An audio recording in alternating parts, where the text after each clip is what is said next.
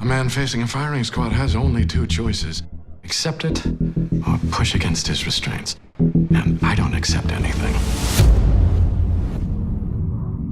Chuck Rhoades is the U.S. Attorney for the Southern District of New York, which is a very powerful position in the Justice Department. Find me a case that's screaming for justice, especially if it seems impossible to win.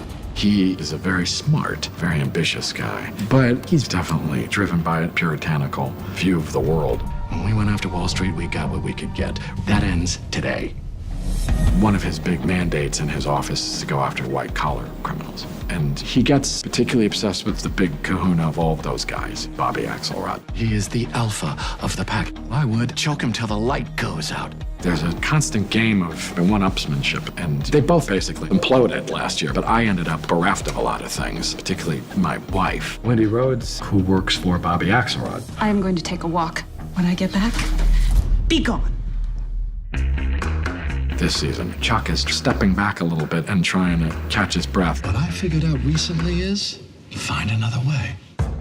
He has ideas about how to get around to Axelrod, and Chuck is learning that maybe his incredibly aggressive approach hasn't been all that effective, and he gets caught in a legal bind. I'm Oliver Dake, Office of Professional Responsibility. Well, that sounds serious. One of the interesting things about this show is the constant shifting of power dynamics. Everybody's in some kind of jeopardy. You really don't know who the hell to root for this season. It's just getting even more complicated. It's the best show on television, and if you are not watching it, you're definitely missing out. Never give in. Never give in. Never yield to the apparently overwhelming might of the enemy.